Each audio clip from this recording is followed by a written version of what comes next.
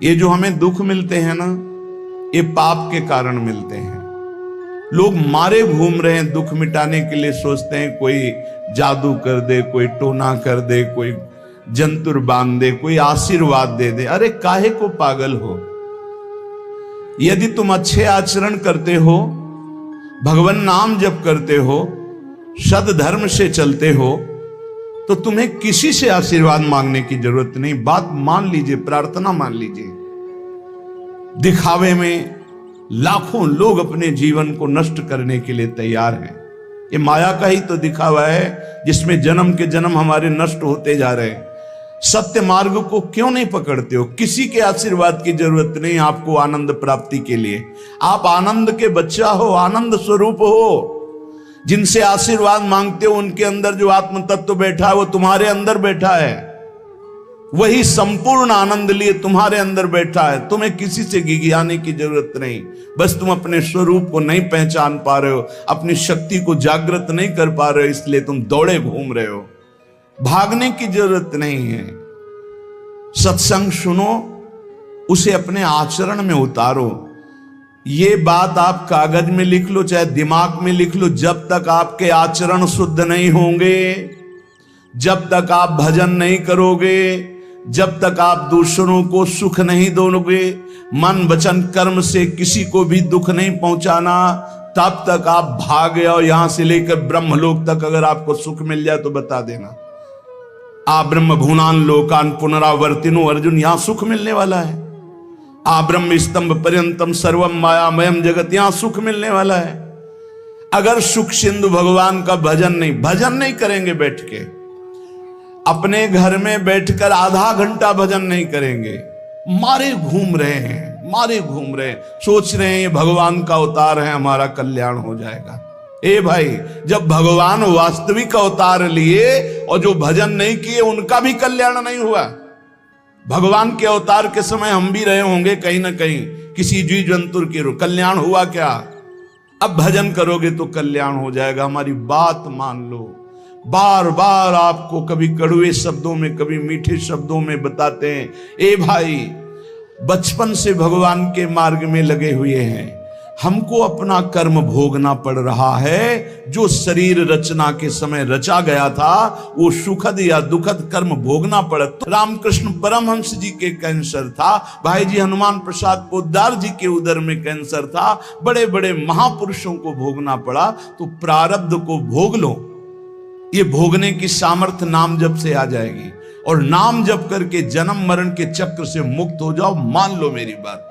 क्या वृंदावन की परम पावन रज से बढ़कर त्रिभुवन में कोई रज है? इस रज में बैठकर तुम्हें आनंद नहीं मिल रहा तो कहां मिलेगा तुम्हें? क्या भगवान नाम से बढ़कर कोई अमोघ शक्ति है जो भगवान को अधीन कर सके? सुमिर पवन सुत पावन नामो, अपने बस कर राखे रामो। लेकिन समझ में नहीं आता। ये जीव सोचता है कोई तपस्वी, कोई सिद्ध से हमारे दुख दूर हो जाएं। नहीं, भगवान के वचन सुन लीजिए।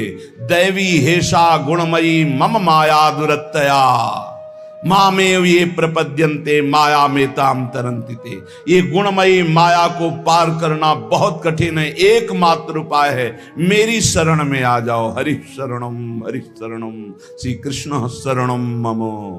जब तक प्रभु की शरण में नहीं, तब तक माया मुक्त। पर समझ में नहीं आता। लोगों को ऐसा लगता है मैं जाऊंगा, आशीर्वाद मिलेगा, मैं सिद्ध हो जाऊंगा, सब दुख नष्ट हो जाएंगे। आप समझो, हमारी प्रार्थना को समझो। हम अंदर से पीड़ित होके बोल रहे हैं, आप लोग समझते नहीं हो। भगवान का भजन किए बिना कहीं भी भाग के चले जाओ, आपको शांति नहीं मिलेगी प्यारे। और घर में बैठकर यदि भजन करोगे तो घर तीर्थ हो जाएगा। घर में भगवान पधारेंगे, आप आनंदित हो जाओगे। संत संग का फल होता है भागना, मिट जाना।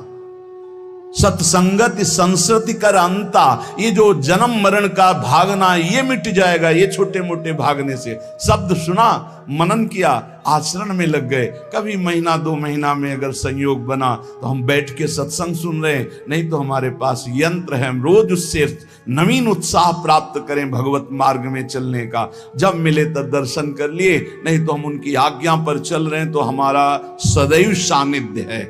भागने की जरूरत नहीं। नहीं भाई नहीं, थोड़ा चैन लो, थोड़ा शांति लो, भागने की जरूरत नहीं है। अंदर से भगवान को सुमिरन करने की जरूरत है। थोड़ा संयम में आओ। जिसको देखो मनमानी आचरण कर रहा है, सोचता है कोई संत महात्मा आशीर्वाद दे देंगे, तो तुम्हें संत महात्मा मिलेंगे ही नहीं। तुम करोगे पापाचरण तो संत महात्माओं का सानिध्य ही नहीं मिलेगा। पापवंत कर सहज स्वभाव, भजन मूर्ति भावन काऊ, जो पे दुष्ट हृदय सोई होई, मोरे सन्मुख आओ की सोई। अच्छे आचरण करो, घर बैठे महात्मा मिल जाएंगे, कोई आ जाएंगे ऐसे, तुम्हें कृतार्थ कर जाएंगे।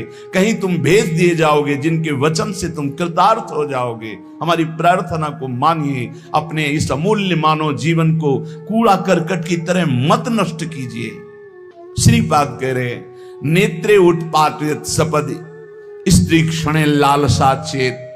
यदि ये गंदी लालसाएं उत्पन्न हो रही हैं तो थोड़ा शासन में लाओ अपनी इंद्रियों को, छूट मत दो। बहुत जीवन व्यर्थ कर दिया इन इंद्रियों ने, अब सावधान हो जाओ। तुम स्वतंत्र सिंहवत जीवन व्यतीत करने के लिए मानव जीवन प्रकट किए भगवान ने तुम्हारा। तुम इंद्रियों के गुलाम होकर, मन के गुलाम होकर, भोगों के गुलाम होकर के जीने के लिए नहीं आए हो मनुष्य देह में। देवता तरसते हैं इस मानव देह के लिए। क्यों? क्योंकि साधन धाम मोक्ष कर द्वारा, इसे साधना करके हम जीवन मुक्त महापुरुष हो सकते हैं। लेकिन नहीं, बस कोई ऐसा कुछ कर दे जिससे हमारा पति बन जाए, कोई ऐसा कर दे कि हम स्वस्थ हों, को भोग भोगें, कोई ऐसा कर दे सारी झंझटें मिट जाएं। अरे औरों की तो बात जाने दो, भगवान जिनके घर में अवतरित हुए आप वहां दृष्टि डालिए। इतने बड़े भजनानंदी महात्मा वसुदेव और देवकी कंस कारागार में बंद किए हुए भगवान पधार रहे हैं, हथकड़ी बेड़ियों से जकड़े हुए। आप विचार कीजिए, भगवान की सिवा तुम्हें कोई बंधन मुक्त नहीं कर सकता, और सब तरंगे हैं। भगवान भगवान है, हमारी बात को समझ लो। भगवान भगवान है, भगवान के भाव में डूब करके सब भगवत स्वरूप हैं। तरंग में वायु विकार है, वायु विकार हटा तो समुद्र ही है। पर इतना भेद है कि समुद्र करोड़ों अनंत तरंगे प्रकट कर सकता है, लेकिन एक तरंग समुद्र नहीं प्रकट कर सकती। ऐसे ही जितने महापुरुष हैं, जितने सिद्ध महापुरुष हुए, भक्त हो चाहे ज्ञानी हो चाहे योगी हो, वो माया विकार को नष्ट करके ब्रह्म रूप में लीन हो गए, तो ब्रह्म स्वरूप वो भी हो गए। ब्रह्मविद ब्रह्म ही भवति। लेकिन ब्रह्म तो ब्रह्म है, जिसने एक संकल्प मात्र से अनंत सृष्टि का सृजन कर दिया, उसकी समानता करने वाला त्रिभुवन में कोई नहीं है। तो उन्हीं भगवान की, चाहे निराकार मानो, साकार मानो, सगुण मानो, निर्गुण मानो, उन्हीं भगवान की शरण में जाने के लिए सब संत महात्मा, और जो भगवान की शरण से अलग करके अपने को भगवान माने, तो हमें लगता है फिर बचना चाहिए ऐसे भगवानों से, जो अपने वचन से, अपने आचरण से, अपनी हृदय की भावनाओं से जीवों के माया जनित आकर्षण को नष्ट करके श्री भगवान से प्रीति करावे। उसे संत कहते हैं, उसे ब्रह्मर्षि कहते हैं, उसे महात्मा कहते हैं, उसे भक्त कहते हैं। शास्त्र उठा के देख लो, ब्रह्म स्वरूप हो गए हैं। दूसरों ने अनुभव किया कि साक्षात ब्रह्म है, लेकिन वो जब बोले तो अपने को ब्रह्म नहीं बोले। गोस्वामी तुलसीदास जी साक्षात भगवान के स्वरूप हो चुके। वो क्या कह रहे हैं? जो मैं अपने अवगुण कहूं, बाढ़े कथा पार नहीं लहूं, ताते मैं कछु अलप बखाने, थोड़े महू समुझे सयाने। कह रहे मैं अपने अवगुणों की यदि कथा कहूं तो ग्रंथ भर जाएगा।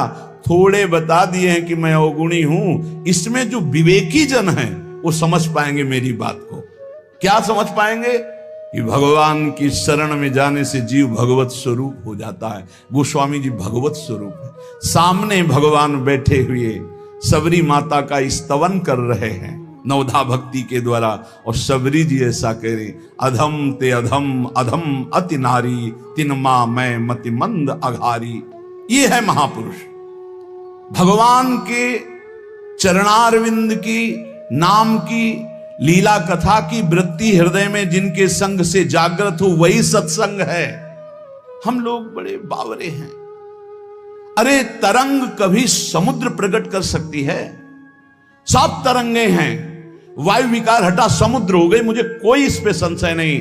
बूंद अलग है तो बूंद है, और समुद्र में गिर गई तो समुद्र है, लेकिन बूंद समुद्र नहीं प्रकट कर सकती। ऐसी करोड़ों अनंत बूंदे समुद्र से, लहरों से ऐसे उठती रहती है, उनका नाम भगवान है, जिनसे अनंत महात्मा, अनंत ब्रह्म ऋषि, अनंत ब्रह्मांड सृजन, उन भगवान की शरण में जाने से इस माया से मुक्ति होती है। सब समझ नहीं पा रहे। अरे जिनका नाम जप कर, जिनका चिंतन करके, जिनके आश्रय से जीव ब्रह्ममय हो जाता है, भगवत स्वरूप हो जाता है, वही तुम्हें करना है। यही सत्संग से प्राप्त होता है।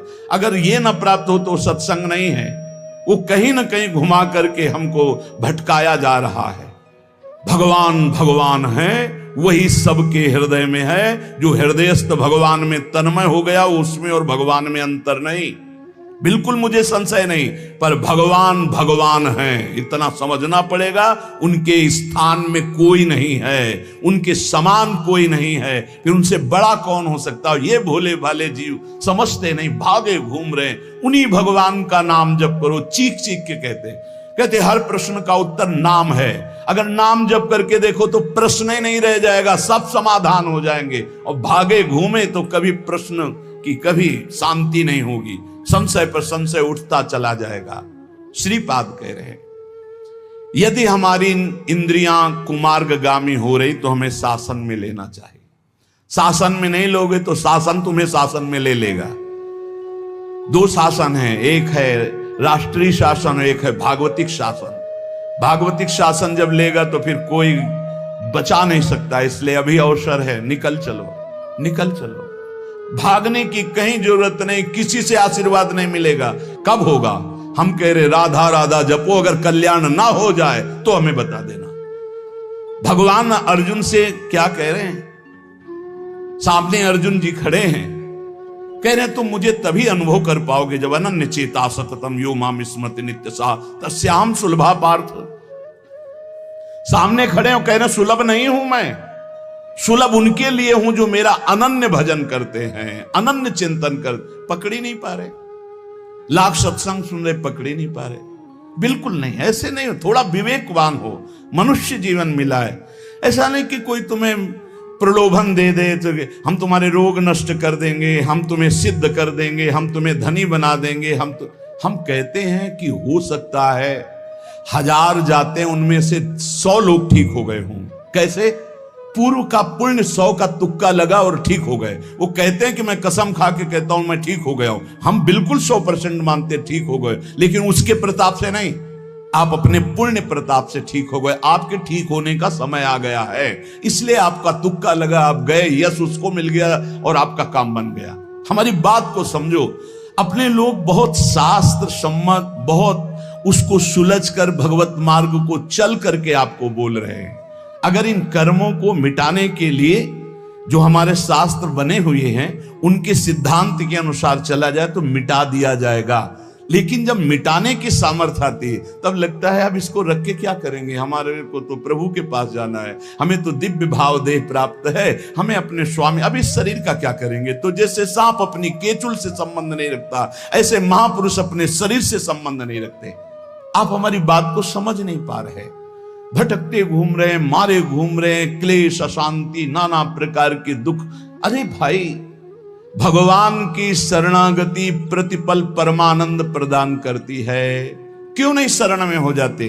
क्या तुम्हारा पांच भौतिक देह नहीं? क्या हमारा पांच भौतिक देह नहीं? क्या तुम भगवान के अंश नहीं? क्या हम भगवान के अंश नहीं? अंतर क्या है? तुम संसार का चिंतन करते हो, भगवान का चिंतन करते हैं, तो क्या तुम भगवान का चिंतन करके नहीं बन सकते महापुरुष? क्या तुम स्वयं ऐसी शक्तियों को जागृत नहीं कर सकते? तुम सो रहे हो, जागो, भागने की जरूरत नहीं।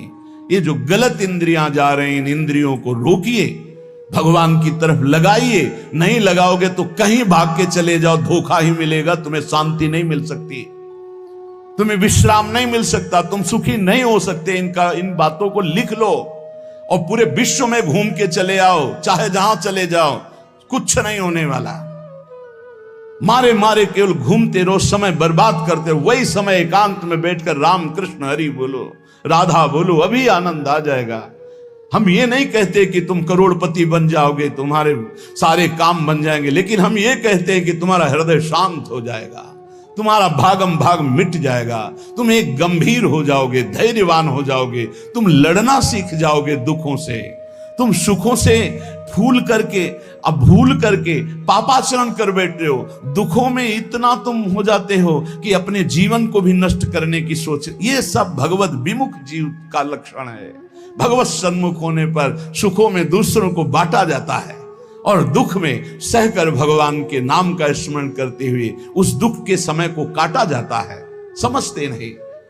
यदि तुम्हें वृंदावन में रह के पराई स्त्री के भोगने की इच्छा जागृत हो गई है, पराई स्त्री की तरफ काम दृष्टि से देखने की, आप पराये पुरुष शरीर की तरफ, तो कह रहे हैं कि अच्छा है, इससे अपने नेत्रों में पट्टी चढ़ा लो, मत देखो, ये नष्ट कर देंगे नेत्र तुम्हें।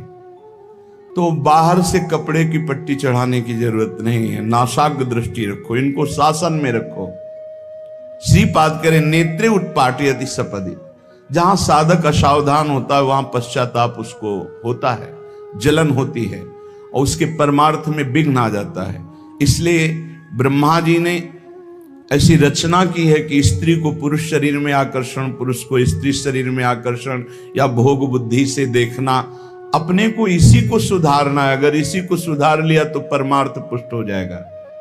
यदि आपको ज्ञान नहीं रहा हो, आपसे ऐसे पाप बन गए हैं, गुरु पत्नी गामी सबसे महापापों में पहले आता है, फिर आता है जो ब्रह्म ऋषिजन हैं उनकी भार्या, फिर आता है मद्यपान, मदिरापान करना, फिर स्वर्ण की चोरी करना, और जो ऐसे पुरुषों का संगी है वो महापापी, गौ हत्या करना महापाप। ऐसे जो महापापी जन हैं, पाप हो चुके हैं उनसे, अब वो विचार करें कि मेरा कल्याण कैसे हो सकता है, मैं तो महापापी हूं। तो श्रीपाद करें हर जीव को अंतिम सांस तक भगवत प्राप्ति का मार्ग खुला है। बहुत बड़ी बात है, बहुत बड़ी बात है। आज तक भोगना पड़ रहा है गुरु पत्नी गामी का कलंक चंद्रमा जी को, आज तक। ये बड़े बड़े महत पाप हैं जो लोग नहीं समझते हैं। ये बात समझ लें, पर स्त्री गमन, मदिरापान, द्वैत कीड़ा, स्वर्ण चोरी, गुरु पत्नी गामी, ब्रह्म ऋषियों की तरफ जो उनकी भार्या है उनकी तरफ ये काम भाव से देखना, गौ हत्या, ये महत पाप है। ये पाप नष्ट कर देते। भ्रूण हत्या, ये सब महत पाप है। अगर ये पाप बन गए हैं जाने अनजाने में जीवन में, और अब हमने सत्संग सुना तो अब हमें प्रायश्चित हो रहा है कि मेरा कल्याण कैसे हो सकता है। तो श्रीपाद कह रहे एक बार हृदय से जलन पैदा करो कि मेरे से बहुत गलती हो गई और श्रीधाम वृंदावन आ जाओ। वृंदावन की परिक्रमा करो, रज में लौटो, रसिकों का संग करो, ये नियम ले लो कि अब जीवन में कभी पाप नहीं करेंगे। और नाम जपना शुरू कर दो तो कह रहे हैं निश्चय सुनिर्वाही महाधार्मिका, निश्चित वो धार्मिक हो जाएगा, उसके सारे पाप नष्ट हो जाएंगे और भगवत प्राप्ति कर लेगा इसी जन्म में। भगवत प्राप्ति आखिरी सांस तक हो सकती है। आखिरी सांस में बोला राधा राम कृष्ण हरि, बिल्कुल भगवत प्राप्ति हो जाएगी। विश्वास कर लो इस बात पे। इसलिए कोई भी कभी निराश न हो कि मुझे भगवत प्राप्ति नहीं हो सकती, मेरा कल्याण नहीं हो सकता। इस श्लोक में श्रीपाद ने बताया यदि ऐसे महापाप किए हुए हो तो श्रीधाम वृंदावन आ जाओ। धाम है भगवान का, निज धाम है। जो बड़े बड़े तीर्थों के अवगाहन से पाप नष्ट नहीं होते, जो कि महापाप कहलाते हैं, वो धाम में रज में लौटने से, परिक्रमा करने से, नाम कीर्तन करने से, सत्संग सुनकर सतमार्ग में चलने से, कह रहे हैं निश्चय सुनिर्वाही महाधार्मिका, निश्चय उसके सारे पाप नष्ट हो जाएंगे और धार्मिक ही नहीं महाधार्मिक हो जाएगा। यदि ऐसा पुरुष है, ऊपर के श्लोक में जो बताया महापापी, अब कह रहे हैं अगर ऐसा पुरुष है कि कभी धर्म की चर्चा ही नहीं सुनी, जो सदैव अधर्म में ही ग्रस्त रहा है और इतना नीच है कि पापी लोग भी उसकी निंदा करते हैं। कुछ पाप ऐसे होते हैं जिनकी पापी लोग भी निंदा करते हैं। जैसे जेल कोई जाता है, हमें बताया गया है, तो उनमें कैदी लोग पूछते हैं क्या करके आए, वो बताया गया कि भाई ये राष्ट्र रक्षा के लिए ऐसा ऐसा किया, पर अधिकार नहीं था, तो अनाधिकार चेष्टा में इसने अपने समाज की रक्षा के लिए ऐसे ऐसे किसी ऐसे उपद्रवी को मारा। तो हाथ मिलाते हैं उसको सम, ये काहे क्या है, बोले अपनी बेटी के साथ ऐसा गंदा आचरण कर। तो बोले वहां के कैदी भी गुस्सा होकर उस पर दृष्टि रखते हैं, उसे घृणित दृष्टि से देखते हैं। तो यहां कह रहे हैं जो धर्म की वार्ता नहीं जानता, अधर्म से ग्रसित रहा है, और नीच पुरुष पापी लोग भी उस पर क्रोध दृष्टि से देखते हैं कि बहुत ही नीच है ये। ऐसे खोट कर्म करने वाला समाज से जो बहिष्कृत हो चुका है और निश्चित हो चुका है कि अब इसकी दुर्गति पक्की है, उसके लिए भी एक चांस है। बोले निजोरु कृपया शांत्या च वृंदावनम स्वस्मिन नामृत चेत ददाति वसतिम धन्योस्ति वृंदावने। बोले निज कृपा से वृंदावन उसको पावन कर सकता है यदि वह करके ये जीवन भर का नियम ले ले कि अब मरूंगा तो इसी रज में वृंदावन से कभी बाहर नहीं जाऊंगा, तो असीम कृपावान प्रिया प्रीतम का निज धाम ये उसके सारे पापों को नष्ट करके उसे धन्य कर, धन्योस्ति वृंदावने, उसे धन्य बना देगा। पहले में महापापों का वर्णन किया, दूसरे में नीच आचरण करने वाला अधर्मी जो सबसे ज्यादा तिरस्कृत है, वो भी अगर श्रीधाम वृंदावन में आमरण वास स्वीकार कर ले कि अब वृंदावन, वैसे तो मैं बहुत पापी नीच हूं पर अब वृंदावन को नहीं छोड़ सकता, आजीवन वृंदावन वास करूंगा चाहे जितना कष्ट मिले, तो श्रीपाद कह रहे हैं चेत ददाति वसतिम धन्योस्ति वृंदावने। वो वृंदावन वास स्वीकार करने के कारण वृंदावन की कृपा से निष्पाप होकर धन्योस्ति, धन्य हो जाएगा, अर्थात उसको भी भगवत प्राप्ति हो जाएगी। देखो जब आनंद मिलेगा तब मन पंगु हो जाएगा। जैसे भौरे में बहुत बड़ी ताकत है कि चाहे जितना मजबूत काठ हो वो बड़े मौज से खेलते खेलते उसमें छेद कर देगा। जब कमल की पराग वृत्ति में वो पहुंचता है तो थोड़ा सा भी पराग को धक्का न लगे, शांत होकर बैठ जाता है, चाहे जीवन खोना पड़े वो कमल की पंखुड़ी को नहीं काटता। ऐसे उदाहरण दे रहे, ऐसे ही तुम्हारा मन तब तक उद्दंडता करता रहेगा जब तक भगवत सुख नहीं मिलेगा, और जिस दिन इसे आनंद मिला भगवद आनंद, ये बैठ जाएगा, इसका अस्तित्व खत्म हो जाएगा, ये बैठ जाए। निज सुख बिन मन होई कि थीरा, बिना आत्मानंद का अनुभव मिले मन स्थिर नहीं होगा, शांत नहीं होगा, विश्राम नहीं पाएगा। भौरे का दृष्टांत देकर के मन को समझा रहे कि मन भौरा है, भटक रहा है विविध भोगों में, बड़ा मजबूत है, बलशाली है, लेकिन ये तभी निर्बल बनेगा जैसे भौरा कमल में आ जाता है तो वहां अपना बल खो देता है। ऐसे ही श्री हरि चरणारविंद, हरि नाम, भगवद आश्रय, भगवत भक्ति, इसी में मन आनंद को प्राप्त होगा। तो आपको कहीं भागने की जरूरत नहीं। आपने सुना कि जंगल में भागने से क्या होगा, जल पीने से क्या होगा, फलाहार रहने से क्या, शांति से अपने घर को ठाकुर जी का मंदिर मान लो, खूब नाम कीर्तन करो, भगवत चर्चा करो, भगवान का सुमिरन करते हुए जीवन व्यतीत करो, इधर भी सुखी परलोक में भी सुखी।